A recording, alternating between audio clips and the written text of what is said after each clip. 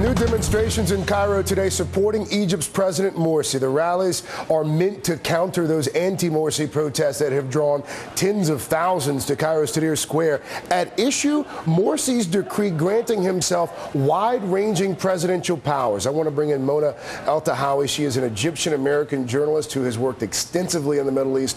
She is currently based here in New York. Good afternoon to you.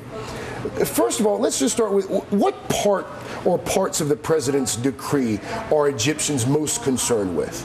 Egyptians are most concerned with the fact that President Morsi basically removed most checks and powers against him that could stand up to him, and he basically dissolved the judiciary and essentially gave himself more powers than even Hosni Mubarak, who he removed after those 18 days, had during his 30 years in power. Based on what we knew about Mohammed Morsi, how much of a surprise was this?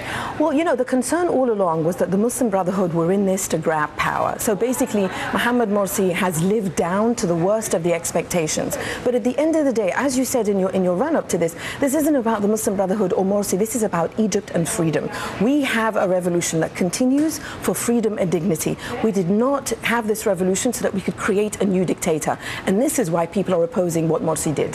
Morsi gave an interview to Time magazine this week, an exclusive interview, and this is just an excerpt from it.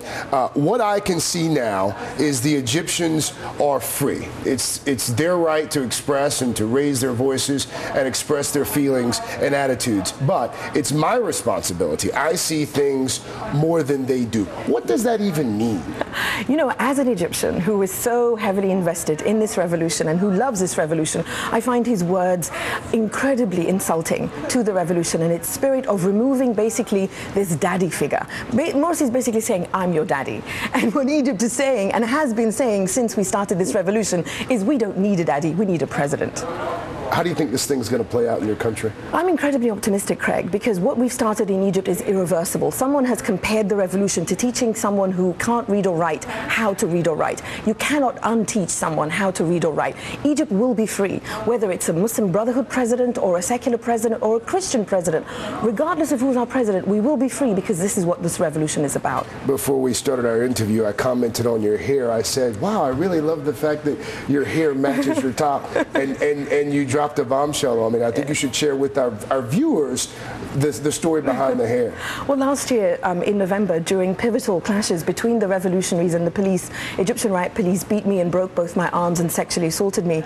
And I vowed when my bones were broken that once my bones healed, I would dye my hair red and get a tattoo on both arms. So this is to celebrate survival and to say the revolution is here. We will be here. Pink hair, red hair, whatever hair, we will be free.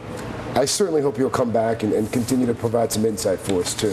So enjoyed having you. I know you're headed back to Cairo in a couple weeks, so safe travels. And when you're back on the side of the pond, stop in and visit. Thanks so much. Thank you. Journalist Mona Eltahawy, thank you again. Coming up, what went right for the Obama campaign? We usually don't ask that question a whole lot around these